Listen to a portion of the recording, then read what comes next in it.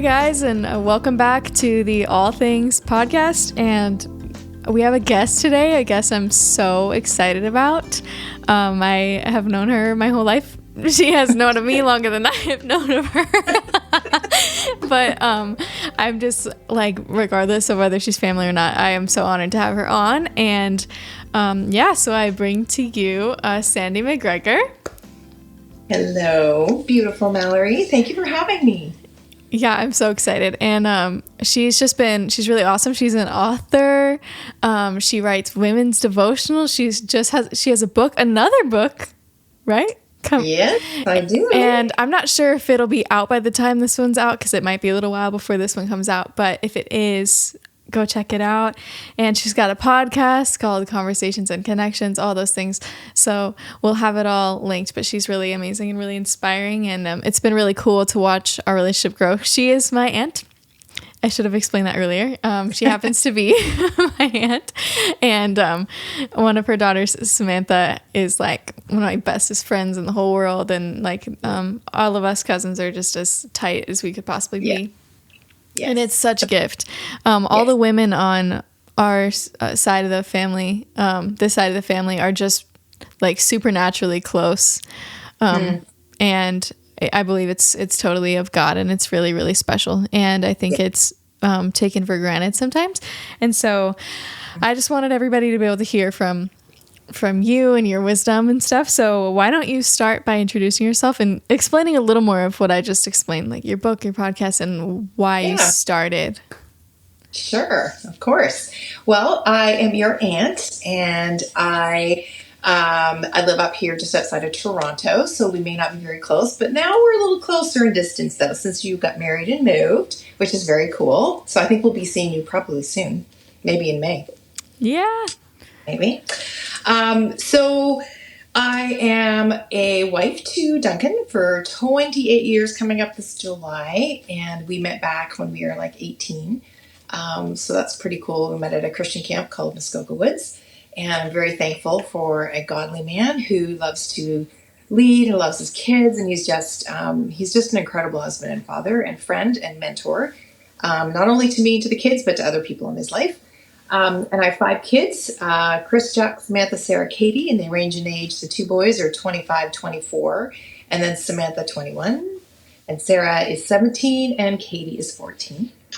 I started my career as a teacher, and I love kindergarten to grade 2. That was like my sweet spot, was kindergarten to grade 2. And then I ended up staying home with my kids, and what transpired was very unexpected. But when my oldest was, I think he was around 6, 7, we started homeschooling. And then we never stopped. We were only going to do it 1 year at a time. And then the next year would come, and then the next year would come. And so we homeschooled the kids pretty much till grade 8. And then we gave them the option, do you want to go to high school, stay home? And so I'm at a very strange spot in my life. It's very new and different, but I am not technically a homeschooling mom anymore, because my last one has kind of flown the coop into grade 9 at a local Christian high school here. So, but backtrack a little bit, just touching on what you had mentioned about some books. And I've always wanted to create curriculum for kids, and I love kids material. I love kids books. I had dreams and hopes, but I just never really knew what was going to happen with them. So I just wrote things, put them aside, and just kept doing what God had in front of me, which was raising kids and my family and teaching at home. And so it wasn't until about 5 years ago that the Lord placed on my heart that I needed to take what I was doing on Blogspot. Remember that from years ago? Oh my gosh. I had a blog yes. from like 2007, and I was just doing it for my own family, just like photography and writing and just different things. Yeah. And I, as you know, your other aunt, Halcyon, very, very talented. Yeah. She helped me put together a website. And then that's when the Lord put the first devotional on my heart for mothers and daughters. And then I wrote another one for mothers and sons. And then the book that came to my mind 20 plus years ago was just released last year, called Can I Take It to Heaven, which is a children's book. It's so cute. And then I have the next one, Lucy's Adoption Song, which is so exciting. We can talk more about that later, maybe. Yes. But that is based on your family's journey, just with 2 of the adopted in your family out of the 6. So that is coming, and it's not really coming till probably May, something like that. So that's kind of what I'm doing right now, writing and blogging, and then I have a podcast like you mentioned, and I love talking with people and finding out about them and their faith stories and what God's doing. Yeah, that's so cool. And you did a Psalm 23 based devotional, if I remember correctly. Yeah. And I still have it. And Do I really you? love it. Yeah. Yeah. Yeah. It's possible. It's one of those things that it's around. I did it for an assignment when I went back to seminary. And I wondered if I could make it into like a publication and have it out there for women to do as a Bible study. So you never know. I'm just open hands, see what happens. Yeah. Yeah. That's so cool. Yeah, that's amazing. And seminary also, that's so cool. Yes. And honestly, it's probably so like of God that you haven't been homeschooling right now, because you can put a lot more of your time and effort into these things. Yeah. And so I've got a few questions for you. But you had said like when we were talking earlier that the huge passion of yours was like mentorship and like and letting women know that that is a thing that's really important. Telling younger girls it's important, and telling older women to step up. And so do you want to talk a little bit about where that burden came from? Like where that burden, when and how God placed that burden on your heart? You know, it's funny. I can't really think of a specific time. I just feel like in my life, I've been very blessed to have women just a little bit older or before me, and my sisters, my mom, or different women that surrounded me, even like my same age and younger too. I feel like God's been so good in giving me community for just a purpose to lean on them, to seek them for advice, for prayer. And I just can't imagine doing life without these women surrounding me. And so I think when I was thinking about the podcast like years ago, and I was doing the initial one called Seasons of Motherhood, and then the other one was Daughters of the King. And that's when I really, really was sensing that these young women, they have stories, they have voices, they need to be heard. And we need to work together and really just be a team and a community, because we need one another. And I just feel it's so important to take that leap of faith, connect with somebody, meet them for coffee, give them that text. Don't let someone in your head lie to you that you're not good enough, that you shouldn't be doing it, or they'll ignore me. You just really got to pray about it, but it's so, so worth it. So that word burden is actually interesting, because it really did weigh on me that it needs to be done really, really well and really intentionally. Yeah, that's so good. And honestly, I've always felt that way about mentorship and discipleship. I always say that you stop needing to be discipled like when you're dead, really. Like you always need it. And I think that like we were designed for it. I think the church was designed that way, disciples who make disciples who make disciples. And my dad's church really like nailed that into my head, like the importance of it. And I think about the leaders that I had in youth group, literally in like high school, middle school, who like had an impact on me, and who would call me out when I needed calling out, and who would like build me up when I needed building up. And like I remember, it's funny, my sister-in-law, before she was my sister-in-law, before she was even in a relationship with my brother, she like kind of took me under her wing a little bit. And I remember her like so clearly calling me out in front of like a group of girls one day because I just needed to be. And I remember being like so immediately so grateful. And, she had shown me perspectives that maybe I had heard from like, teachers, whatever, I may have heard them from other sources, but from a woman older than me that I looked up to, it was huge. And and so I remember one time, you know what? I actually think that the other sister, Auntie Paula, was there. So my youth group did this event where I kind of actually arranged it. Like this was something that I had come up with that I really wanted to do. And I had really loved getting all the girls together and doing like girls' youth nights of like from middle school to high school. I really loved it. But I decided I was going to invite like older women in the church 30s, So cool. 40s, 50s, 60s, you name it. Like I invited just like a wide range of women, and it was just an advice, like sharing. And it was like everyone was learning from everyone, because so cool. you can everyone can learn from everyone. And I remember like loving it, and I thought that it was so cool. That is great. Yeah.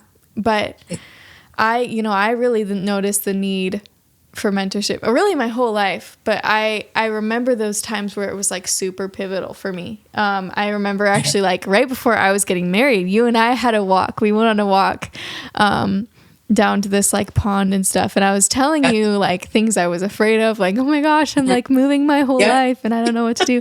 But you just like shifted my focus to like excitement and to like expectancy for what the Lord was going to do. And it was so helpful. All the women who poured into me like that, like really got me to where I am. Yeah. And it's true, because it's not necessarily just one person too. Like God brings people in and out of seasons of your life, and he can use one person for a few years, one person for, even if it was just like you just met them, because God will do whatever he's going to do. And I love what you talked about, how you felt like you just needed to do something. And I've often thought about that as like the Holy Spirit tapping you on the shoulder and listening to the promptings and acting on it. And I remember that when I was writing and had published the first devotional for mothers and daughters, and I knew that I had to bring mothers and daughters into my home, and we needed to have Bible study and fellowship. And so I created this space. And I guess this was like 6 years ago now. And I had this sense of urgency. You know that feeling when you're like, I just got to do it. Like, I got to do it. And I knew it was going to be a lot of work. Yeah. But I also knew that my girls were young, and they weren't going to be young forever. And I wanted to foster relationships between the mothers and daughters. And so we had a whole night planned with food, and then we did a craft, and then they did one-on-one time. And then the moms would stay upstairs and share their testimonies and pray together. And then the girls would go downstairs with some of the older ones, would lead a devotional, and then they'd have some games and some fun downstairs. And I really wanted to encourage this whole idea of community and looking up to others and looking toward God and drawing closer together. And I actually haven't talked about it with the girls in a very long time, but it was very impactful for me. And I trust that it is still an impact on their life at some point. But so I agree with what you're saying when you're like, I got to do this. I got to bring people together. And that's what the church is. You know, we're a community, and we're doing what God is calling us to do. It's not always easy though, right? Yep. Yeah. And, I've been to churches that don't emphasize this at all. And I've been to churches that put a lot of weight on it. And it's like night and day difference.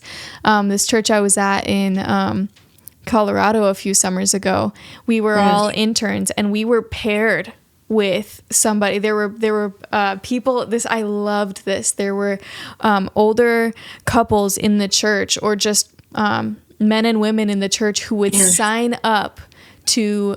They would have to commit to being like a mentor for these interns for the summer. Wow. And their commitment, awesome. I know, and their commitment was to pray for them every single day, the whole summer. And we would meet together once a week, and we could, because they weren't serving in the church, they weren't active like staff or anything, we could share with them whatever we wanted, whatever was on our hearts, and be as completely vulnerable as we wanted. And, it was really, really impactful. My mentor, her name was Diane, and she had been a teacher for like 40 years. She'd done the walk with Christ. She lived that life already, and I wasn't even engaged yet. And I was talking about what I knew was going to be my life, because I knew we were going to get married, and I knew that it was going to be quite the journey, and I loved that they put weight on that. I loved that they put weight on like the commitment that the mentors had, but it like also taught us to be teachable, because the moment you're not teachable, you're not effective in ministry anymore, and you're not effective for the sake of the gospel, because you know what I mean. So, because it takes humility. That's a great model to have people step up like that. That's really, really great. Yeah, I know. I literally love it, and and it honestly has put a continual burden on my heart for discipleship. And I learned too, I was in Colorado, and I had to lead a group of, well, I wasn't a part of the college youth ministry. Like, I wasn't a part of that. I was a worship leader, but they asked me to join to lead a bunch of college girls. And I remember talking to them about all the things that I had to like work through around that time. Like, perfect timing for you to be able to, because you were still so close in age, but yet just a little bit different. They were all graduating high school. Yeah. Okay. Oh, good. Yeah. And I still have their numbers. Like, they all wanted they all wanted my numbers. They all wanted to stay in contact. And that's great. I was so eager to do it because I knew how like life-changing it was for me. Wow. Yeah. So, what has been your favorite part of being a mentor in the role of being a mom, like for your daughters? Like, what has been your favorite part / most rewarding? Just seeing them connecting with other people and watching them become that friend, and kind of taking what we've laid as a foundation here our whole life and beyond, and just starting to live it out a little bit, if that makes sense. That would be for sure wonderful to see. I love that part.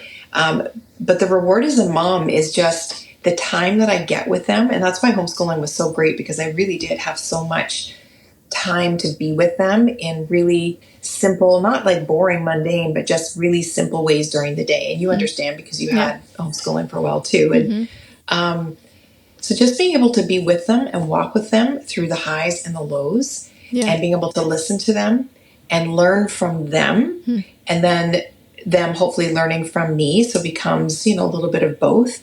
But that was always rewarding for me, just to have them together. And then I see what's happening in between the sisters as well. Yeah. They're learning from one another, and they're growing up and getting older. And I'm watching them all get closer together too. It's really sweet.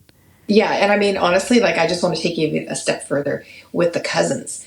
And I just look at this gift of this generation. Like, who would have thought that we were all, like, Shereen, Paul, and I were going to have kids all around the same time, and then have this kind of pack of girls and the different kids, guys too. But it's just such a blessing to see how you girls are so connected, and you call each other out. You're accountable to one another, and you listen to one another, and you pray for one another, and you've got group chats, and you're all at different stages and phases, but you're still so bonded. So for me, that it's like I have other daughters too. Like, I know your nieces, but I just love seeing that in all of you. So it's just a gift from God. All I can do is say thank you, God. Yeah, it is. And like, that's why I do have such a burden, because I want people to have what we have, and it doesn't have to be family.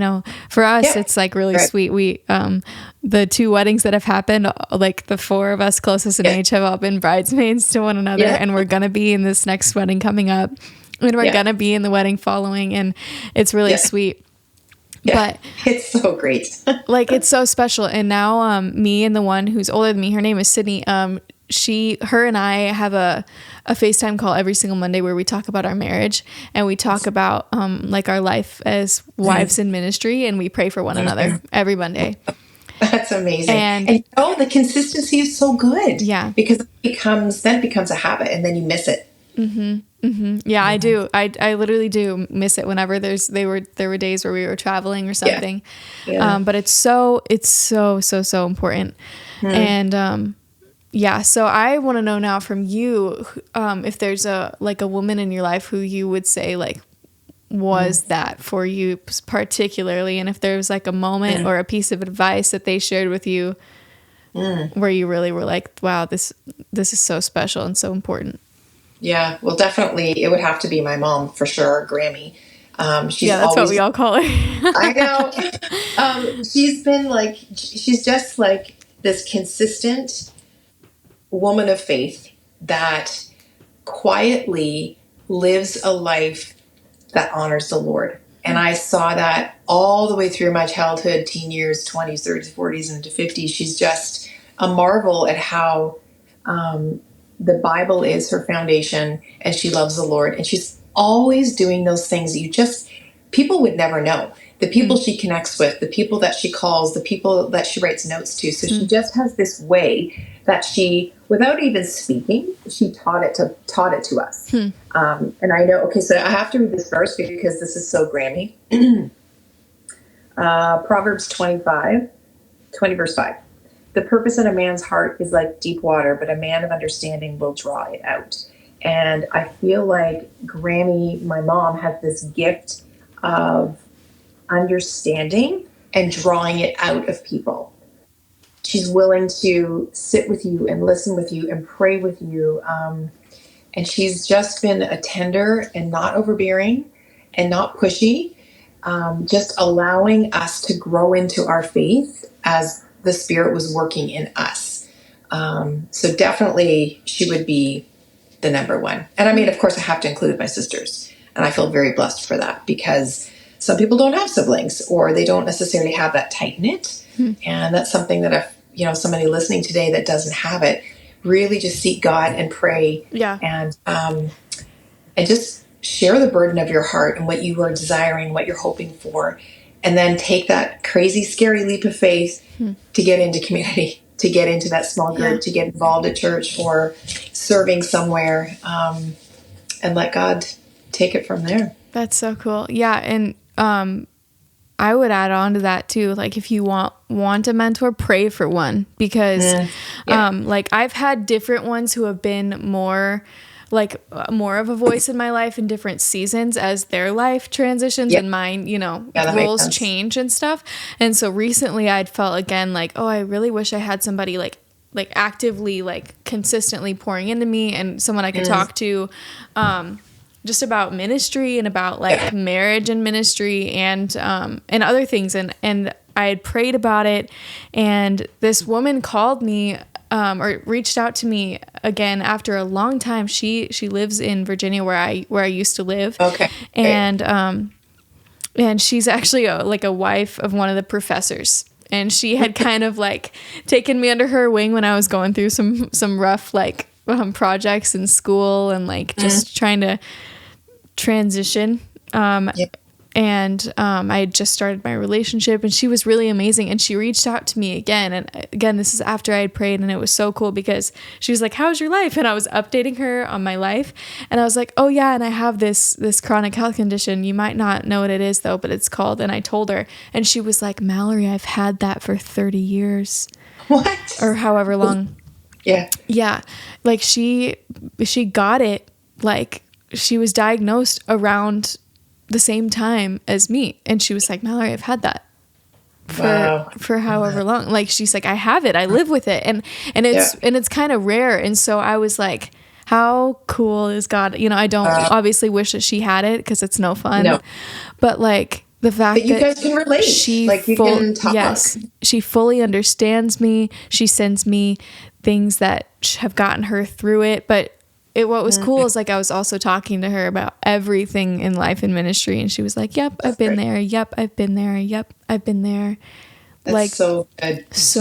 So cool. And I just really appreciated her reaching out. And but again, that was like honestly a result of prayer. That was a result of like asking the Lord for somebody to step up and kind of be that listening ear for me.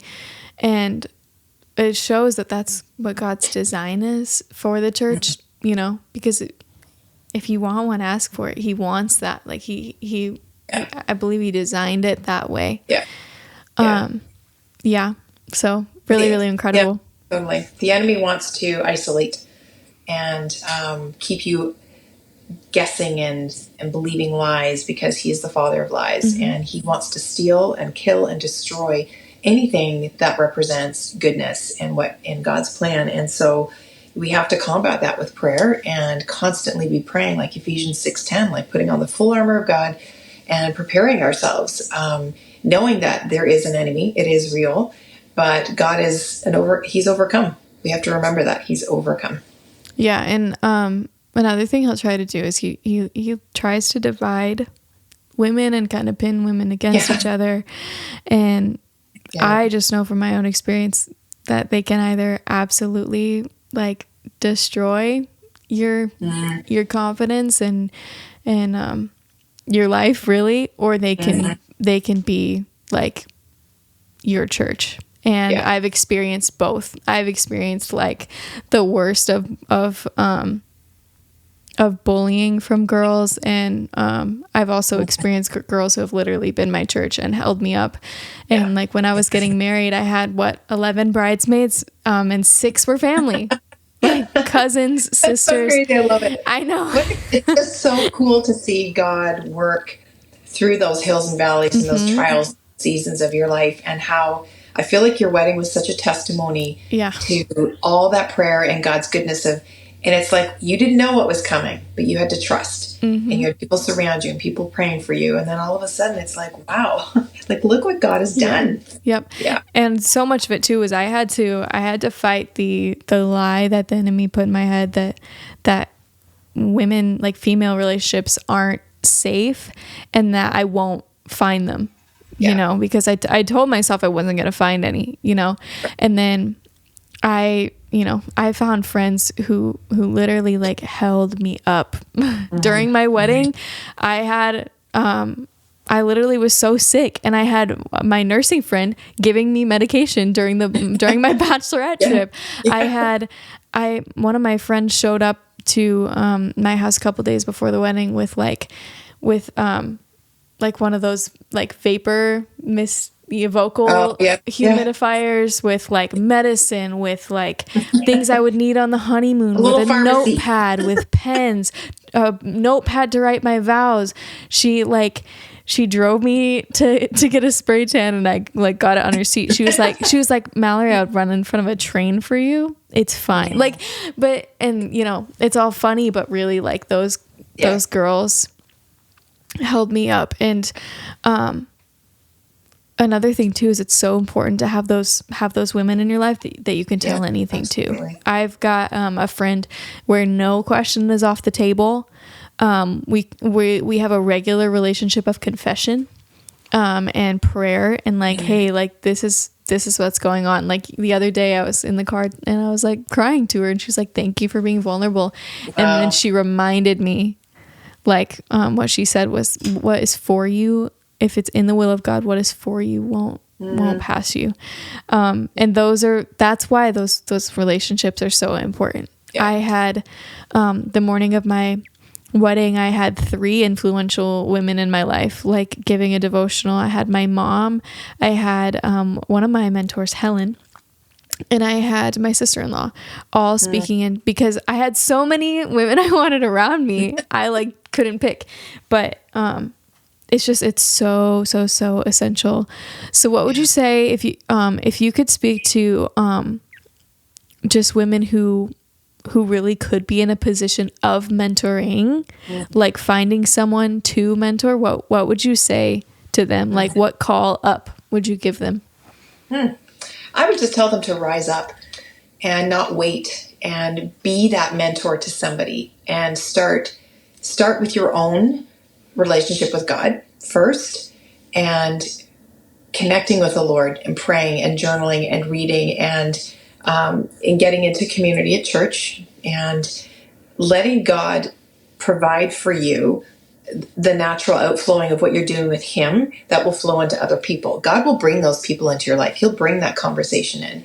And then to ask for boldness and courage when you sense that prompting, and you say you've connected with somebody, and you just say, hey, you know what? I'd really like to just get together. Do you think we could just get together for a coffee? And if they say no, they say no. But often they don't. And so, for example, I started volunteering a little bit with a little mom's group at the church. And so I'm just connecting, and we're just chatting, and we're exchanging emails or phone numbers, and we're getting together, or we're having a coffee. And then we're just starting to get to know one another. There's no like plan. So don't be fearful of, oh, here's what it has to look like. And then you just start sharing the highs and the lows, and how can I pray for you? And then just like a little text. So I got a text a week or two ago, And she's like, hey, Sandee, I was just thinking of you. And I'm like, oh my goodness, that was so sweet. Like, you're so busy with your little baby, but you thought of me. And then Yeah. I'm able to say to her, oh, how can I pray for you? And it can really happen organically.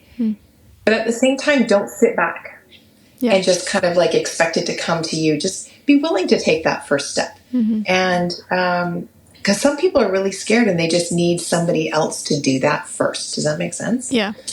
And it's, you know how you talked about that trust part with other women? Yesterday I was at a women's event with See Here, Love Here in Burlington. And one of the women sat on a couch and there's like a panel. And she talked about this whole concept of the sisterhood in the church and the mistrust that we can have and how it's divisive. And we talked about that earlier. But like, we can't go into it constantly thinking we can't trust people. We have to trust God first. Trust Him with what hopes He's put in our heart and the connection with other people. And be prepared to be vulnerable. Yeah. That's really, really good. Thank you. Yeah. And, you know, for girls like my age and younger, like pray for it. Pray for a mentor and have the humility to listen. But like, don't despise the value of it. It's so valuable. Seriously, like my mom talked me down a million anxious spirals when I was getting engaged and moving and moving my whole life. And she always kept being like, I did it. It's fine. I did it, you know? But it helped me. It helped me so much. And knowing I had that like available to me anytime I needed to process was so helpful. It's such a comfort, right? Yeah, it really is. Comfort. Like, because I know right now who I can text for prayer, and I know that I'll receive it immediately. Yeah, you know, and God often places people in your life who have gone through similar things. You know, like the fact that I reached out to this woman who had really like poured into me a year ago, and I reached out to her, and she has been battling the same chronic illness as me since she was in her 20s. You know, that it's just, it's so of God's God. timing. Yeah. Can I share a funny story? It's really quick. Yeah. So years ago, I was going through a really tough time. I was at Walmart. I was shopping actually in like the little underwear section for the little girls. And I saw a friend of mine. And so we're like, oh, how are you doing? And she could tell, she's like, is everything okay? And I'm like, actually, no, it's really not. And she just said, that's it. We're praying right now. So right in the Walmart underwear aisle for girls, we prayed. And she prayed over me. And I've never forgotten the impact of, it doesn't matter where you are, just stop and pray. Just do it. Who cares? Who cares where you are? Just do it. And we still pray together to this very day. And it's a very, very, very powerful thing when you have somebody who's willing to stop everything and pray. Even before you get off a phone call, just say, hey, can I pray for you? And that's the kind of person that she is. And she's taught me how important that is to make sure I'm always bringing that in. And I don't always do it. I don't always remember to do it either. But I just love that story. It's just such a good reminder of it doesn't matter where you are. Who knows what people were watching? They probably were thinking we're a little crazy, but I don't care. That's so good. I have some friends who will send me like voice memo prayers. I'll be like, hey, this is what's happening right now, and they'll send me a voice memo prayer. And even if I can't listen to it in that moment, I'll read the transcription and I'll get the general idea, and it'll really, really bless me. Well, it's like our Marco Polo when we can share our messages back and forth. I love that. Like I reached out to you yesterday, asking for prayer and guidance, and because I knew that you would, and I knew that you had walked the road of and it's an honor when people trust you with very personal things, and the confidence that they have in you to just keep it between you and God. And I think that's a really important aspect of mentoring as well. There's a confidentiality that goes with it so that you feel it's a safe place for you. Yeah. Awesome. Well, do you have any other advice that you would give to women? Like any last little thing before we close up? Probably just the whole concept of really, really working on your relationship with the Lord first, because letting the Holy Spirit speak to you is going to powerfully move you and change you and prepare you for whatever God has in front of you, whatever person you're going to encounter. And even yesterday, we were challenged at this women's conference. The opportunity is everywhere. The grocery store, the post office, or the person bringing in your mail, every single person that you come in contact, you can impact and make a difference for the kingdom. And it doesn't have to be in big ways. And it doesn't necessarily mean you're going to sit down and have a 2-hour prayer session, but maybe that might happen. So just really work on yourself and who you are in Christ, and understanding your identity as Him. You are a daughter of the King. And then really being bold and courageous and asking God to show you where He wants to use you and to bring those relationships that you desire. And He listens. He knows what we need, and He will answer your prayer. It may not be in your timing. We know that. Yeah. But yeah.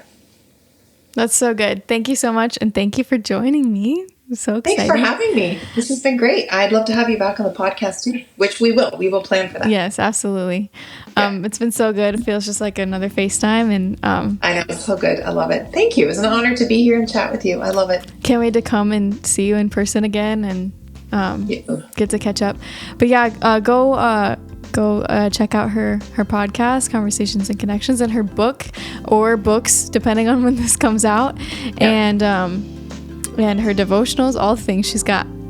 She's just like rocking it right now in ministry. So, thank you for watching. Thanks for having me.